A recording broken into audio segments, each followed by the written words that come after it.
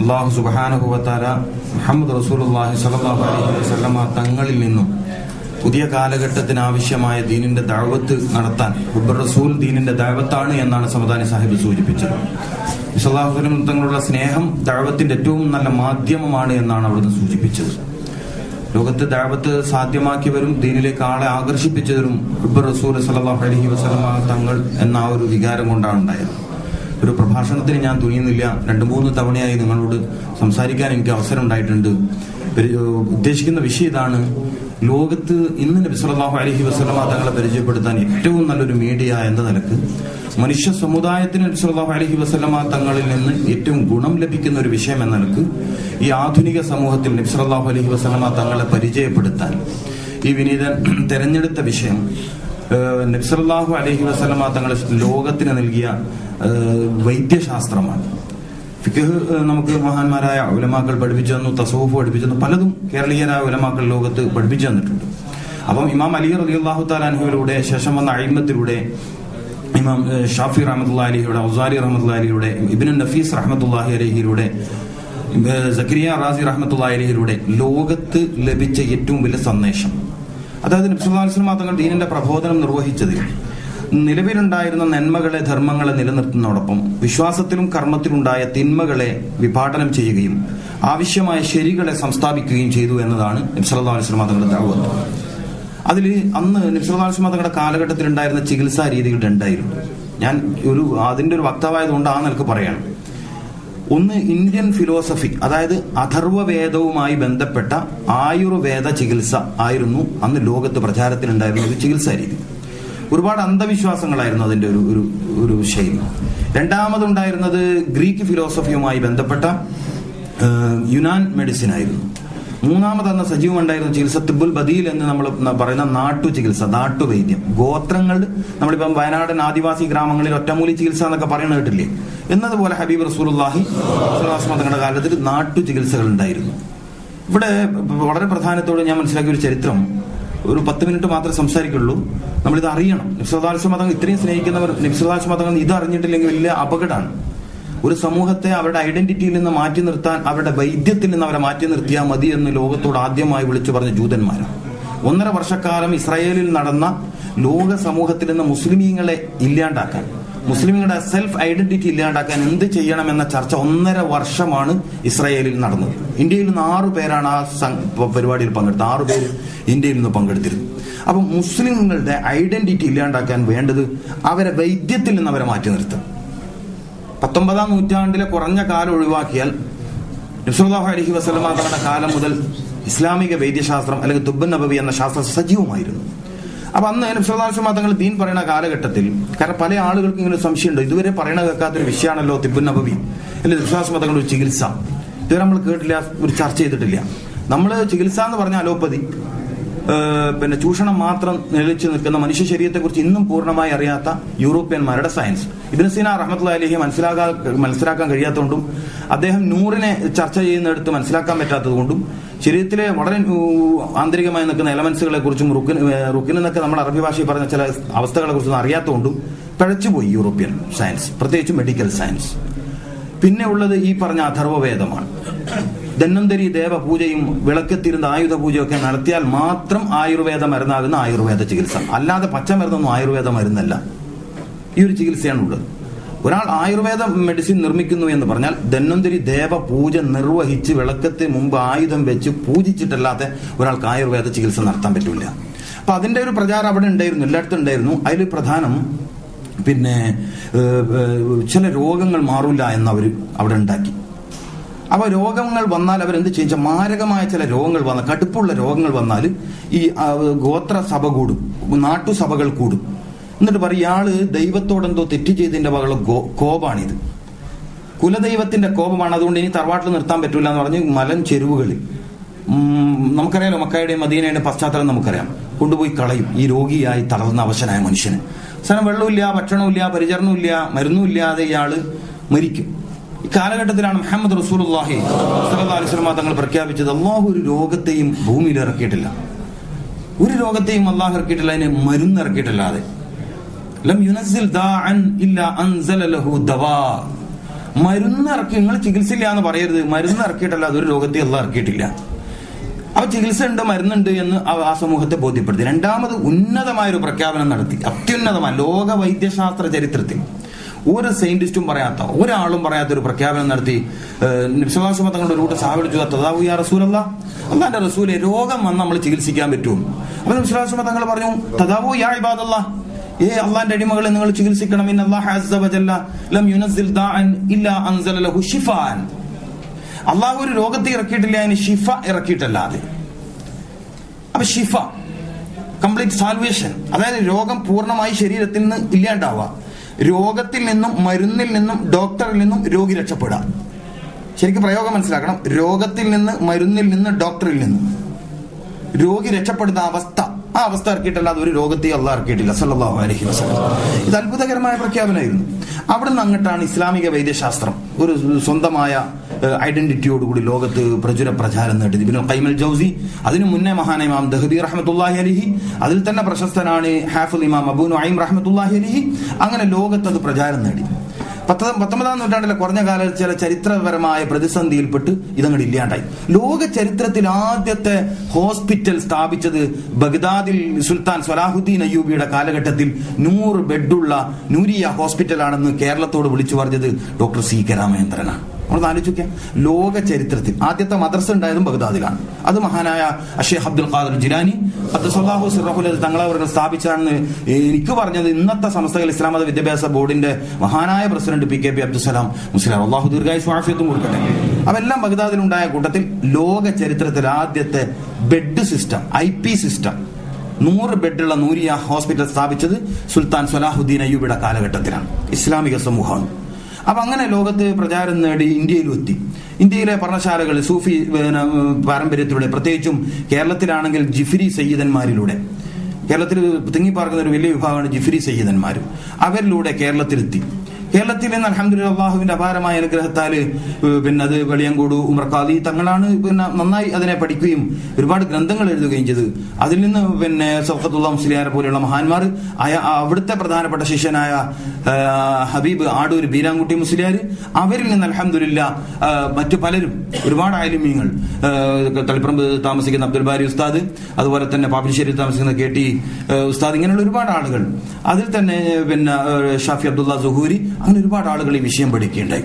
അൽഹംദുലില്ലാഹ് അങ്ങനെ ഈ ഒരു ഗുരു പരമ്പരയിലൂടെ എനിക്കും ഇതും ഈ വിഷയം മനസ്സിലാക്കാൻ കഴിയുകയും കേരളത്തിൽ മുസ്ലിം സമുദായം കോടിക്കണക്കിന് രൂപ പ്രതിമാസം നഷ്ടപ്പെടുത്തി കളയുകയും ചൂഷണത്തിന് വിധേയമാവുകയും ചെയ്തൊരു ശൈലി എന്ന നിലക്ക് ആരോഗ്യരംഗം മാറിയപ്പോൾ, പ്രത്യേകിച്ച് പ്രവാസ ലോകത്തുള്ള കുടുംബങ്ങളെ അതിശക്തമായി 5 ജില്ലകളിലെ ഹോസ്പിറ്റലുകളിൽ എനിക്ക് ജോലി ചെയ്യാൻ അവസരം ഉണ്ടായിട്ടുണ്ട്.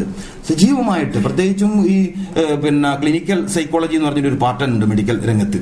അതായത് ഒരു ക്ലിനിക്ക് എങ്ങനെ സംവിധാനിക്കണം, വരുന്ന ക്ലയൻസിനെ അല്ലെങ്കിൽ പേഷ്യൻസിനെ എങ്ങനെ ഡീൽ ചെയ്യണം, അയാളെ നോക്കിയിട്ട് എങ്ങനെ അയാളുടെ സാമ്പത്തിക സ്ഥിതി മനസ്സിലാക്കാൻ പറ്റും. ഇത് മനസ്സിലാക്കിയിട്ട് നമ്മുടെ സമുദായത്തിൽ ഏറ്റവും കൂടുതൽ സമ്പത്ത് നഷ്ടപ്പെടുന്നു. ഇതിനെ പ്രതിരോധിച്ചേ മതിയാവും. നമ്മളെല്ലാ പ്രവർത്തനങ്ങളും, ഒരു സമുദായത്തിന്റെ ഐഡന്റിറ്റി ഇല്ലാണ്ടാക്കാൻ അവരുടെ വൈദ്യശാസ്ത്രത്തിൽ നിന്ന് അവർ അകറ്റുക എന്നുള്ളതാണ് ലോക തിയറി. ഹിന്ദുക്കളുടെ അല്ലെങ്കിൽ വേദത്തിന്റെ ആളുകളുടെ വൈദ്യമാണ് ആയുർവേദം. യൂറോപ്യന്റെ, ക്രിസ്ത്യന്റെ പുരോഹിതന്മാര് രോഗം വന്നാൽ കുർബാനയ്ക്ക് ശേഷം ചെയ്യുന്ന കർമ്മമായിരുന്നു ആദ്യം ചികിത്സ. പിന്നീടാണ് പെൻസുലിനും മറ്റൊക്കെ ഉണ്ടായത്. അങ്ങനെയാണ് അലോപ്പതി ഹിസ്റ്ററി പറയുന്നത്. അപ്പൊ ക്രിസ്തീയ ടച്ചുള്ള ഒരു ചികിത്സാ രീതിയാണ് അലോപ്പതി അല്ലെങ്കിൽ ഇംഗ്ലീഷ് മെഡിസിൻ. അതിൽ നിന്ന് തന്നെ വകതിരിഞ്ഞുണ്ടായതാണ് ഡോക്ടർ സാമുൽ ഹാനിമാന്റെ ഹോമിയോ മെഡിസിൻ. ഒരുപാട് സുന്നത്തുകളെ നിരാകരിക്കുകയും എതിർക്കുകയും ആളുകൾ നിരുത്സാഹപ്പെടുത്തുകയും ചെയ്യുന്ന ചികിത്സാ രീതിയാണ് നാച്ചുറോപ്പതി. നമ്മൾ അതൊക്കെ വലിയതായി കൊണ്ടു നടക്കണം. പാല് കുടിച്ചൂടാ, വിശ്വാസമാതങ്ങൾ പാല് കിട്ടിയതിനേക്കാൾ വലിയ ഭക്ഷണം ഇല്ല എന്നാ പറഞ്ഞത്. പാല് കുടിച്ചൂടാ, മധുരം പറ്റൂല, മാംസം പറ്റൂല. സയ്യിദു തആമി അഹ്ലു ദുനിയ വഅഹ്ലുൽ ആഖിറ, ആ സ്വർഗത്തിലെയും ഭൂമിയിലെയും ഭക്ഷണത്തിലെ രാജാവാണ് മാംസം, ഇത് പറ്റൂല. ഇങ്ങനെ സുന്നത്താക്കിയ സർവ്വത്തിനെയും നിരാകരിച്ച് മനുഷ്യ ശരീരത്തിന്റെ പ്രകൃതി ഗുണത്തെ ഇല്ലാണ്ടാക്കുന്ന ഒരു സിസ്റ്റമാണ് പ്രകൃതി. അതിന് നമ്മൾ പ്രൊമോട്ട് ചെയ്യാണ്, നമ്മളതിന്റെ ആളുകളാണ്. സ്വന്തത്തെ മാത്രം, സ്വന്തം മെഡിക്കൽ സയൻസിനെ മാത്രം നമ്മൾ ഇല്ലാണ്ടാക്കി. ഇന്ന് ലോകത്തെ എഡ്വേർഡ് ജി ബോൺ പ്രശസ്തനായ മെഡിക്കൽ സയന്റിസ്റ്റാണ്. അദ്ദേഹം പറഞ്ഞു, ലോകത്തെ ഇനി ശാസ്ത്രീയമായ നിലക്ക് ആരോഗ്യരംഗത്തെ കൊണ്ടുവരാൻ ഖുർആനിന് മാത്രമേ കഴിയൂ. നമ്മുടെ കേരളീയനായ C K Ramachandran Kozhikode town ഹാളിൽ വെച്ച ഒരു വലിയ സെമിനാറിൽ പറഞ്ഞു, എല്ലാ വൈദ്യശാസ്ത്ര പ്രതിസന്ധിയിലായി. ഇനി അയാൾ ആയുർവേദത്തിൽ പണ്ഡിതനാണ്, ഹോമിയോപ്പതിയിൽ പണ്ഡിതനാണ്, എല്ലാത്തിനും ഡോക്ടേഴ്സിന്റെ ഡോക്ടറാണ് അദ്ദേഹം. അദ്ദേഹം പറഞ്ഞത്, കോഴിക്കോട് ടൗൺ ഹാളിൽ വെച്ചൊരു സെമിനാറിൽ പറഞ്ഞത്, ഇനി വൈദ്യശാസ്ത്ര രംഗത്തെ പ്രതിസന്ധി പരിഹരിക്കാൻ ഖുർആനെ കഴിയൂ, ഖുർആന് മാത്രമേ സാധിക്കൂ. അപ്പോൾ ആ ഒരു വഴിയിൽ അൽഹംദുലില്ലാഹ് പ്രവർത്തിക്കുന്ന ഒരാളാണ് ഞാൻ. അപ്പം അതിനുവേണ്ടി ഖിദ്മത്തുൻ നാസ് എന്നൊരു ചാരിറ്റബിൾ ട്രസ്റ്റും ഉണ്ട്. മലബാർ അക്കാഡമി ഓഫ് പ്രൊഫറ്റോപ്പതി എന്ന് പറയുന്ന ഒരു സ്ഥാപനമുണ്ട്. പോരാതെ institute of Islamic medical science മറ്റൊരു സ്ഥാപനം സ്റ്റേറ്റ് ലെവലിൽ നടത്തുന്നുണ്ട്. സജീവമായി മുസ്ലിം മഹല്ലുകളിൽ ആരോഗ്യരംഗത്തെ ചൂഷണത്തെക്കുറിച്ച് ബോധ്യപ്പെടുന്ന ക്ലാസുകൾ സംഘടിപ്പിക്കാറുണ്ട്. ഇനിയും സംഘടിപ്പിക്കേണ്ടതുണ്ട്. അതുപോലെ തന്നെ സമൂഹത്തിലെ പാവപ്പെട്ട രോഗികൾക്ക് എനിക്ക് അത്ഭുതമാണ്, ആയിരക്കണക്കിന് കോടിക്കണക്കിന് രൂപ യൂറോപ്യന്മാരുടെ മെഡിസിൻ വാങ്ങി പെത്തഡിനും മോർഫിനും കൊടുക്കാൻ വേണ്ടി നമ്മൾ വെറുതെ ലാപ്സ് ആക്കുന്നു. പള്ളികളിൽ ഇംഗ്ലീഷ് മെഡിസിൻ ശേഖരിക്കാൻ വേണ്ടി ബോക്സുകൾ നിങ്ങൾ ഉപയോഗിച്ചതിന് ശേഷമുള്ള മെഡിസിൻ തരിക എന്ന് പറഞ്ഞിട്ട് കിഡ്നി രോഗികളെ വർദ്ധിപ്പിക്കാനും കരൾ രോഗികളെ വർദ്ധിപ്പിക്കാനും നമ്മൾ സഹായിക്കുന്നു. ഇതിൽ നിന്നൊക്കെ മാറ്റം വരും. സമൂഹം എന്ത് നന്മയും സ്വീകരിച്ചിട്ടുണ്ട്. മുസ്ലിം സമുദായം നന്മകൾ അറിഞ്ഞ അപ്പ അതിനെ കൈയേറ്റി സ്വീകരിച്ചു, നെഞ്ചോട് ചേർത്ത് വെച്ചിട്ടുണ്ട്. ഈ രംഗത്ത് പ്രവർത്തിക്കുന്ന ഒരു സംവിധാനം ഞാനിപ്പോൾ എൻ്റെ ഒരുപാട് യുവ പണ്ഡിതന്മാർ, അത് അഷ്റഫ് അൽ ഖാസിമി കമ്പിൽ, അങ്ങനെയുള്ള ഹാരിസ് ദാരിമി കണ്ണപുരം, ഇങ്ങനെയുള്ള നല്ല ഉലമാക്കളുടെയും അതുപോലെ തന്നെ എൻ്റെ കുറെ സുഹൃത്തുക്കളുടെയും യുവാക്കളായ സുഹൃത്തുക്കൾ മൊയ്നുദ്ദീൻ, ഞെക്കിളി അബ്ദുൽ ഖാദർ ഇരട്ടി കീഴൂര്, ഇങ്ങനെയുള്ള സമസ്തയെയും ലീഗിനെയും സ്നേഹിക്കുന്ന ഒരു കൂട്ടം യുവാക്കളുടെ പണ്ഡിതന്മാരുടെ നേതൃത്വത്തിൽ പ്രവർത്തിച്ചവരാണ്. അപ്പം നാളെ ഞാൻ നാട്ടിൽ പോകണം. അപ്പം അതിനിടയിൽ നിങ്ങളിത് പരിചയപ്പെടുത്താം, നിങ്ങളെ പ്രാർത്ഥനയും സഹകരണവും ആവശ്യപ്പെടാം. ഒരുപാട് നന്മകളെ നിങ്ങൾ വിജയിച്ചതുപോലെ കേരളത്തിലെ മുസ്ലിമീങ്ങളുടെ ഐഡന്റിറ്റി സൂക്ഷിച്ചു. ഇപ്പം അർമേനിയ യൂണിവേഴ്സിറ്റി ഞാൻ 2 ദിവസത്തിലും പറഞ്ഞിരുന്നു. അർമേനിയ യൂണിവേഴ്സിറ്റിയിൽ കേരളത്തിന്റെ അഭിമാനം മഹാനായ വെളിയങ്കോട് ഉമർ ഖാദി തങ്ങളവറുകളെ കുറിച്ച് പരാമർശം വന്നു. അപ്പം ആ നിലക്ക് ഇനിയും നമ്മുടെ പ്രതാപം തിരിച്ചു കൊണ്ടുവരാൻ ഈ ഒരു പ്രവർത്തനത്തിന് സാധിക്കും എന്നാണ് ഞാൻ മനസ്സിലാക്കുന്നത്. അപ്പം വളരെ നല്ല ലക്ഷ്യത്തോടുകൂടി ഇതിന് മാതൃകയാക്കുന്നത് പിന്നെ സലഫു സ്വാലിഹീങ്ങൾ, മഹാന്മാരായ പൂർവികരായ ഖിലാഫത്തിന്റെ കാലത്തെ സലഫു സ്വാലിഹീങ്ങളെ മാതൃകയാക്കി ഇസ്ലാമിക ഖലീഫമാരുടെ മാതൃകയിലുള്ള മനുഷ്യ സേവനത്തിലെ ഒരു കൂട്ടം ആളുകളുടെ ഒരു കൂട്ടായ്മയാണ്. നിങ്ങളുടെ പ്രാർത്ഥന വേണം, നിങ്ങളുടെ സഹകരണം വേണം. എങ്ങനെയൊക്കെ ഈ സംരംഭത്തെ നിങ്ങൾക്ക് സഹായിക്കാൻ പറ്റും, വിജയിപ്പിക്കാൻ പറ്റും. കേരളത്തിലെ സർവ്വ നന്മകളെയും വിജയിപ്പിക്കുന്നതിൽ പങ്കാളിത്തം വഹിച്ചവരാണ് പ്രവാസികൾ എന്ന് ഞാൻ മനസ്സിലാക്കുന്നു. ആ വിഷയത്തിൽ നിങ്ങളുടെ ഉണ്ടാവണം. അതോടൊപ്പം മുസ്ലിം നേരത്തെ സമാധാന സാഹിബ് പറഞ്ഞു, മദ്യത്തിനും മയക്കുമരുന്നിനും മുസ്ലിമീങ്ങൾ അടിമകളാകും, സജീവമായി അടിമകളാകുന്നു. അതിന് വേണ്ടി ഒരു വിങ് വർക്ക് ചെയ്യുന്നു. അതാണ് പ്രശ്നം. അടിമകളാകുന്നുണ്ടോ ഇല്ല എന്നുള്ളതല്ല. മുസ്ലിം കുട്ടികളെ 13-14 വയസ്സാകുമ്പോഴേക്കും മുസ്ലിം കുട്ടികളെ മദ്യത്തിനും മയക്കുമരുന്നിനും അടിമകളാക്കാൻ ചില ജ്യൂസ് ബാറുകൾ, കൂൾ ബാറുകൾ കേന്ദ്രീകരിച്ചുകൊണ്ട്, ചില ചായ മക്കാനികൾ കേന്ദ്രീകരിച്ചുകൊണ്ട്, ചില ഫാൻസി കടകൾ പിന്നെ ഇതുകൊണ്ട് വർക്ക് നടക്കുകയാണ്. നമ്മൾ സ്റ്റേജിൽ പ്രസംഗിച്ചത് നടക്കില്ല.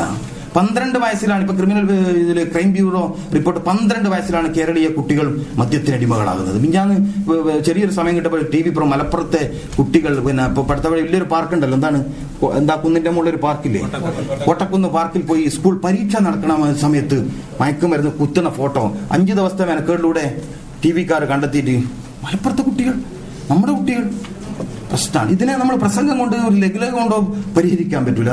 മഹല്ലിലെ ഇമാമിങ്ങളെ വളരെ പിന്നെ ഇസ്ലാമിക സൂഫി ലോകത്തെ മനഃശാസ്ത്രത്തെ യഖൂബിൻ ഖിന്ദി റഹ്മത്തുള്ളാഹിയെ പോലെയുള്ള ആളുകളുടെ മനഃശാസ്ത്രത്തെ ആശ്രയിച്ചുകൊണ്ട് ഇതിനൊരു പ്രത്യേക ട്രെയിനിങ് സംവിധാനം, അപ്പൊ ഇതിനൊക്കെ വലിയ സംവിധാനം വേണം.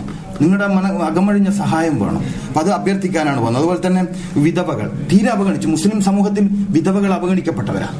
ജീവിതം വല്ല വഴിയാതാണ്. കൊല്ലത്തിനോട് കൊടുക്കുന്ന ഒരു കുറച്ച് ഉള്ളിയും ഒരു പാക്കറ്റ് അരിയും ഇതുകൊണ്ട് വിധവകളുടെ ജീവിതം സമാധാനത്തിലാവില്ല. റിലീഫ് എന്ന് പറഞ്ഞാൽ ആകെ റമദാനിൽ കൊടുക്കുന്ന ഒരു കിറ്റാണ്, വല്ലപ്പോഴും കൊടുക്കുന്ന അരിയാണ്. അപ്പൊ അൽഹംദുലില്ലാഹ് 10-30ഓളം സ്ത്രീകൾക്ക് ഞങ്ങൾ ആദ്യം കൊടുത്തു. പിന്നെ സാമ്പത്തിക ഞെരുക്കം വന്നപ്പോൾ ഇപ്പൊ അതൊരു 10 ചുരുക്കി. ഇനിയും ആരെങ്കിലും സഹായിക്കാതെ ഞങ്ങളെ ചെറുപ്പക്കാരിൽ നിന്ന് നമ്മളെ ഈ പറഞ്ഞ കുറച്ച് ആളുകൾ ഇരുന്ന് കിട്ടുന്ന അവരെ ജോലിയിൽ നിന്ന് ഞങ്ങൾക്ക് വയത് പറയാൻ പോയിരുന്ന് കിട്ടുന്ന മരുന്ന് കിട്ടുന്ന ലാഭമൊക്കെ ഉപയോഗിച്ചിട്ടാണ് സംരക്ഷിക്കുന്നത്.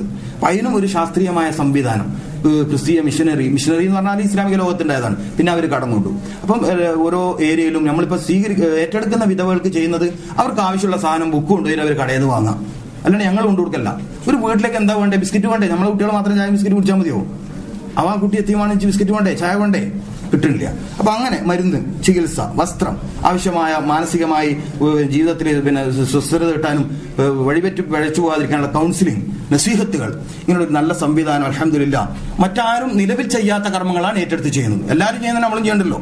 ഇനി എത്തിക്കാനായിട്ട് കാര്യമില്ലല്ലോ. എത്തിമുള്ളല്ലാത്ത കാലത്ത് ഇനി എത്തിക്കാനായിട്ട് എന്താ കാര്യം? കോടിക്കണക്കിന് രൂപ ബാങ്ക് ബാലൻസിൽ എത്തിക്കാനുകൾ ഇനി എന്തിനാ? അതിന്റെ ആവശ്യമില്ല. അപ്പൊ അതുകൊണ്ട് ആ നിലവിൽ മുസ്ലിം ഉമ്മത്ത്, ഞാൻ കേരളത്തിൽ ആകെ സഞ്ചരിച്ചു, ആരും ചെയ്യുന്നില്ല എന്നുള്ള ഉറപ്പുള്ള ചില കാര്യങ്ങൾ തെരഞ്ഞെടുത്തിട്ടാണ് അൽഹംദുലില്ലാഹ്. ഇത് സമയം കൂടുന്നതിനെ ക്ഷമിക്കണം. പിന്നെ അതുപോലെ തന്നെ പിന്നെ അതിനൂതനമായ രീതിയിലുള്ള ദഅവത്ത്. ഇപ്പൊ നേരത്തെ സമാധാന സാഹിബ് വിവാഹത്തിന്റെ പറഞ്ഞു. സ്ത്രീകൾ ഇപ്പൊ വടകരയിൽ ഒരു കല്യാണത്തിനടുത്ത് സ്ത്രീകൾ ആടുന്ന ഈ എന്തില്ലേ ലാസ്യ രൂപത്തില് ശൃംഗാരമേളം, അതിന് പറയാം പെൺകുട്ടികൾ ശൃംഗാരമേളം നടത്തുമ്പോൾ അതിന്റെ രസം ധരിക്കും. അപ്പൊ ആ ശൃംഗാരമേളത്തിന്റെ അകമ്പോൾ പുതിയാപ്പിള ഇറങ്ങി അടിയായി, കുൽമാലായി, ആ കോളായി. ഇപ്പൊ ഇതാണ് അവസ്ഥ. അപ്പോൾ അവിടെ കല്യാണം കഴിക്കുന്ന ചെറുപ്പക്കാരനെ മാത്രം സ്വകാര്യമായി വിളിച്ചിട്ടുള്ള പിന്നെ പ്രീ മാരിറ്റൽ കൗൺസിലിംഗ്, മതകീയമായ ദൗത്യം പറഞ്ഞു കൊടുക്കുക, അങ്ങനെയുള്ള ഒരു പ്രത്യേക ദഅവത്ത്, ഇതൊക്കെയാണ് ആഗ്രഹിക്കുന്നത്. കച്ചവടം തുടങ്ങുന്ന ഒരുത്തനെ വിളിക്കും, നീ കച്ചവട കടന്റെ മുകളിൽ പെണ്ണിന്റെ ഫോട്ടോ വെക്കരുത്, ഡമ്മി വെക്കരുത്, ഇങ്ങനെയുള്ള ദഅവത്ത്, നിന്റെ കച്ചവടത്തിൽ ബർക്കത്ത് വേണം, ഇന്ന കാര്യങ്ങളാണ് നിനക്ക്, ഇങ്ങനെയുള്ള ഒരു പുതിയ ദഅവത്തിന്റെ ശൈലി നമ്മൾ ആവിഷ്കരിച്ച് പ്രവർത്തിക്കുന്നു. നിങ്ങൾ മനസ്സറിഞ്ഞ് ഇതിൽ പങ്കാളികളാവണം. നിങ്ങൾക്ക് അൽഹംദുലില്ലാ, അല്ലാഹു സുബ്ഹാനഹു വ തആല നമ്മളുടെ ഈമാൻ ശക്തിപ്പെടുത്തി തെരുമാറാവട്ടെ. കുഫറിനെ തൊട്ടും ഷിർക്കിനെ തൊട്ടും കൽബിനെ അല്ലാഹു കാത്തിരക്ഷിക്കട്ടെ. അതുപോലെ തന്നെ ചീത്ത സ്വഭാവത്തെ തൊട്ടും അല്ലാഹു കൽബിനെ കാത്തിരക്ഷിക്കട്ടെ. അതുപോലെ ശരീരത്തിന് നഷ്ടപ്പെട്ടു പോയ ആരോഗ്യം അല്ലാഹു തിരിച്ചു തെരുമാറാവട്ടെ. അല്ലാഹുവേ, ഞങ്ങളിലെ രോഗികൾക്ക് പ്രത്യേകിച്ചും നീ ശിഫ നൽകണേ തമ്പുരാനെ.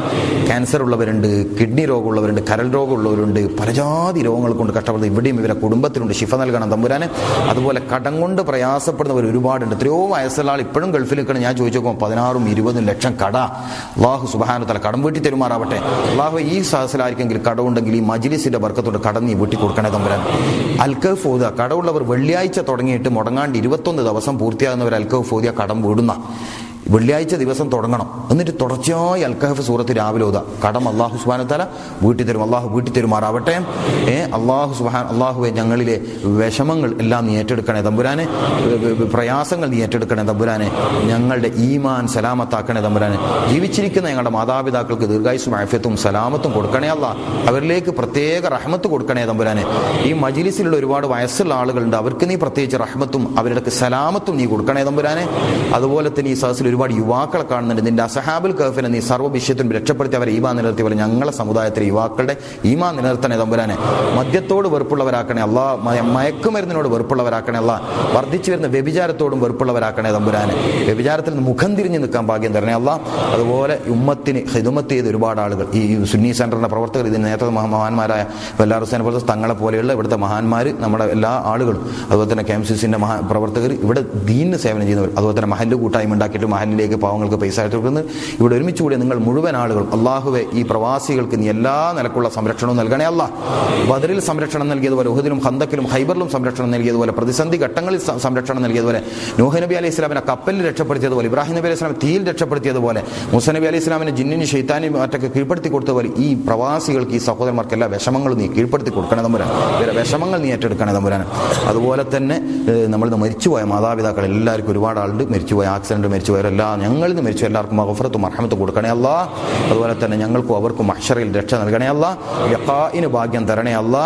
റൗള ശരീഫും കഅബ ശരീഫും കാണാൻ ഞങ്ങൾക്ക് ഭാഗ്യം തരണേ അല്ലാ. ഞങ്ങളുടെ ഹൃദയത്തിൽ മുത്ത് റസൂലുള്ളാഹി സ്വല്ലല്ലാഹു അലൈഹി വസല്ലം മാത്രം സ്നേഹം നീ നിറച്ചു തരണേ തമ്പുരാനെ.